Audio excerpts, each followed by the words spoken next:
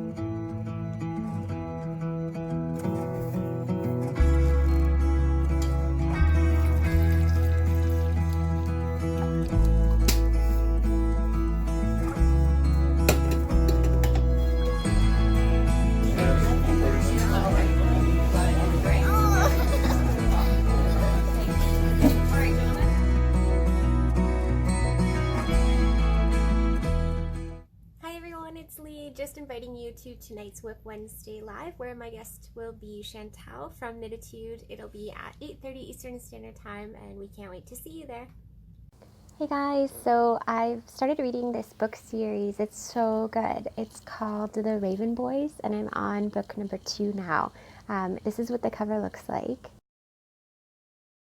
So The Raven Boys is kind of a science fiction book, and it's about these 4 teenage boys and a girl, and it has all kinds of, it's a little bit out there in terms of like supernatural and like science fiction, but I had just finished reading kind of like a historical drama, so this is a really good change, but it's so good. So I just wanted to recommend it to you because if you're a big reader like me, I have been kind of flying through it, and I can't wait to, keep reading and get on to the next one. There's 4 altogether. So just a recommendation.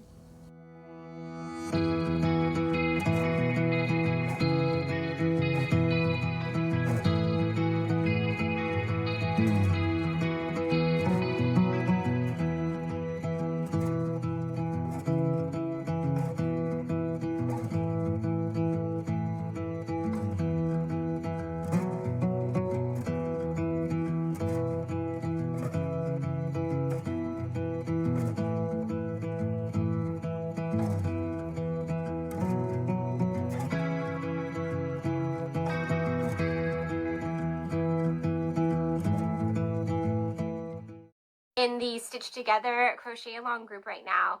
It's the Granny Square Poncho designed by Anna D. And this pattern has gone absolutely insane. It was at the top of the Ravelry Hot Right Now patterns, and everybody seems to be really enjoying it. Out for you. I definitely think because I feel like because I live in Calgary, it was like my OML started Monday night. And that was like Nathan came in and I was like, hey, I know you're not in town very often, so let's like get together. Stayed out way too late. Next day saw Kelly, Our Maker Life, stayed out way too late. Wednesday crushed out a pattern, sent it to like a billion pattern testers. And then Thursday was a knit night. And I feel like the knit night was awesome. Because it was good. There was like, I remember counting, and I think we had to be out of there by 9.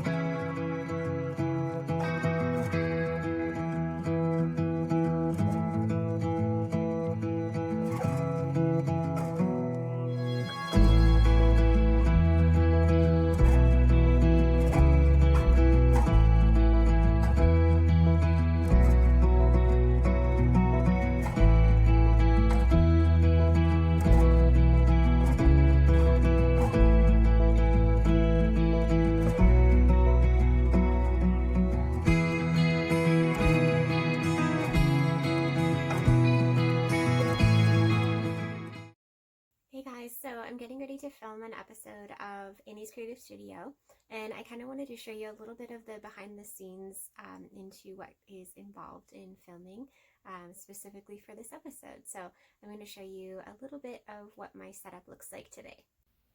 So I'm filming this jacket. It's called the Zigzag Jacket, and so I've got my supplies ready, but it's a pattern where you have to change colors a whole bunch. So I've got all of these colors laid out and labeled off to the side so that I can refer to them while I'm filming.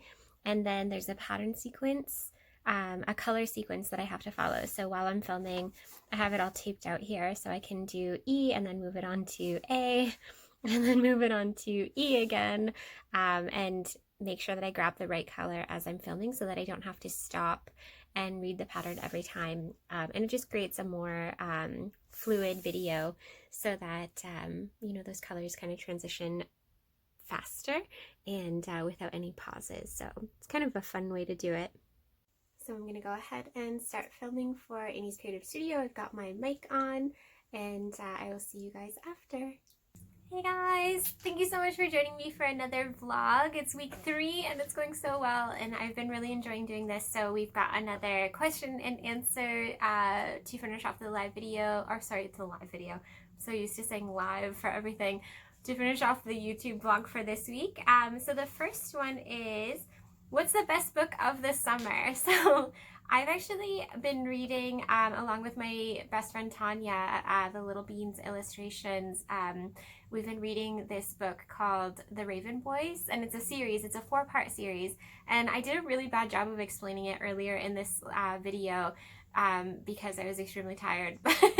But this book is amazing, and I'm on book 2 now, and they're making it into a TV show. So if you haven't read The Raven Boys yet, I highly recommend it. It is a little bit supernatural, a little bit mystery, a little bit just fun, and it's just really well written is the other thing. There's a lot of character development and a lot of just really good plot. So I really enjoy it so far. I can't put it down. I keep trying to read more and more. So definitely The Raven Boys. Definitely check that out.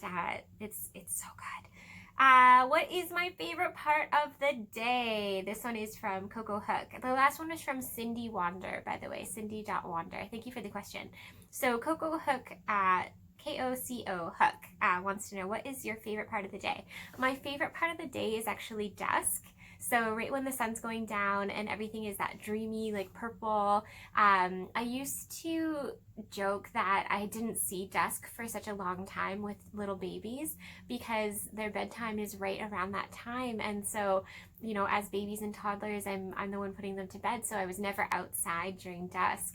And so when they started getting a little bit older and, you know, I would be out for like a dinner or something like that when I didn't have little babies anymore and I was outside for dusk again, it felt so magical to me. So I really love it, and there's just something romantic about that time of the night for me, that time of the day when day's turning into night. I just love it. So it's a great question. Thank you. Little Bean Illustrations, I just mentioned her. She's my best friend.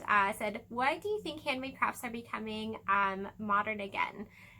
I feel like maybe it's because I don't know. You know, you can hypothesize about things like this, but it's just really interesting because for the longest time, knitting and crocheting and hobbies like this were very isolated crafts. And with the onset of social media and online communities, it's no longer isolating. So there's something to be said about having a community surrounding something that is so tactile and fun, and it kind of merges those two enjoyments for me specifically. So, you know, the tactile creation, the doing something with your hands and creating some art, but then being able to share it digitally and have an online community of people outside of your own hometown is amazing. So I feel like maybe that's why it's coming back, is because it's not so isolating anymore. It's not something that you just do at home. By yourself. There's a lot of, you know, there's a whole community of people surrounding it. So that's my theory. I don't know if it's true, but that's what I would guess. Why did you decide to get into crocheting? I decided to get into crocheting just because, and I think I mentioned it in a previous video, so I'll just be brief on this one. It's easier for me to do than painting and drawing in terms of portability and just, you know, being able to put it away and have it be something small. I'm a visual arts student. I took visual arts at the university, so I was used to doing oil paintings and Conte drawings and getting real messy. But I find yarn to be a really good outlet, but in a more compact and more organized kind of way. And you know, once I got into it, I really enjoyed it. So that's why. Let's see. What companies would you like to work with next? What companies would I like to work with next? My husband was just talking about this yesterday, and we talked a little bit about on one of these videos about the comparison game and how it's really easy to get into that feeling that you're not good enough and that you know, other people are doing better than you or they have more opportunities and all of that crazy stuff. And my husband was like, do you remember when you wanted to work with furls so bad? And if you guys know, I use furls crochet hooks exclusively now. And I wanted their attention so bad. I wanted them to notice me, and they didn't for the longest time. I tried for over a year, you know, trying to work with them. I would buy hooks and I would post about them and I'd tag them and like try to get their attention, and it didn't work. And you know, but I didn't give up. And this year, you know, I did the Furls Crochet Along. I do all of the hooks. I use them on the PBS show and Annie's on their lives. I had the owner of Furls, Harrison, come on Whip Wednesday to chat for half an hour with me. And that's something last year I would have just died if that was even an opportunity. So, you know, it's all about perspective, right? It's strange. And the companies that I would like to work for, maybe I don't work for them right now, but I guess it's about not giving up and keep, if you want to work with a certain company, to keep trying, and if it's something that's really important to you, then it will become evident that it's important to you, if that makes sense. I don't know if there are any companies that I haven't worked with yet that I would like to work with. Maybe Jimmy Bean's Wool a little bit more than I have already, just because Laura is amazing and the company is so awesome, and I was just really inspired by her at our Maker Life, and just chatting with her after our Maker Life has been great. So probably Jimmy Bean's wool a little bit more, if that answers your question. So let's move on to the next one. What is your favorite thing to crochet? And this one is from Nora Diemi. I'm probably saying that wrong. But thank you for the question. The thing that I like to crochet the most, what do I like to crochet the most? I really enjoy making wearables, so sweaters and cardigans and things like that. I love a good hat. If I'm knitting, I really enjoy things like socks and things with smaller weight yarn. I just find that so therapeutic with knitting needles. My least favorite things to crochet are probably like really bulky things, just because the yarn gets so heavy and the hook is so big, and I don't know, I think I like to do smaller yarn slash hook projects, if that makes sense. Those are my favorite to do. Bulky stuff I'm not so much into. Let's see. How long have you been crocheting and knitting? I think I answered that on the last video. It's about 10 years, 11 years. My daughter is about 11. If you want a more in-depth version of that answer, you can check out last week's video for the vlog. And let's do this last one from Alexis Caros, and then it gets cut off. Alex, I think it's Alex Caro something. Thank you for the question. Sorry that I butchered your name. How do you manage your time? So this was another thing that Sean and I were talking about yesterday, and I manage my time a little bit haphazardly, and it changes from week to week based on what we have going on. You know, Sean's in school full-time for the university, and I work a number of jobs, and then we have the 2 kids, and their schedules are always changing. They're going to a sleepover, or we have a family reunion, or it's somebody's birthday party. So the schedule is always changing and evolving, but the main thing is that I try very hard to squeeze in as much work as possible in a day, and I try not to put things off to the next day, because I don't know if I'm going to get to it the next day. So if I can do it today, if it's on my list and it's something that I can accomplish right now, I usually will just get it done, so that it's not something that I have to worry about in the future. So if you have some scheduling issues right now, I would really highly suggest getting a planner. And I live off of my planner. I have literally just like a written, I write in it, hand done planner, not an app or anything like that. And it is my life. I don't know what I would do without it. So I highlight things, I cross things out, I move things around, and it definitely helps. So I make sure that I get up first thing in the morning, and I have a routine where I do the whole Instagram run, and then I go on with my day in terms of social media for Annie's and any designs that I have doing. And I mostly crochet and knit in the evening. So I'm a nighttime crocheter, a nighttime knitter, and that's starting to get under Sean's skin just a little bit, because he wants to go to bed a little earlier, and I'm a night owl. I've always been somebody that stays up really late, although I still wake up early. I just don't sleep very much, and I don't think he can keep up with me anymore. So that's a whole other conversation. I think he's just gonna have to go to sleep earlier than me. And it's really enjoyable for me, because that's my time where the kids are sleeping and I don't have to be anybody's mom, and I can, watch a scary show, or I can listen to an audiobook, and then I can just crochet or knit without having to worry about anybody else. So it's just such a great time for me. So I'm not ready to give it up.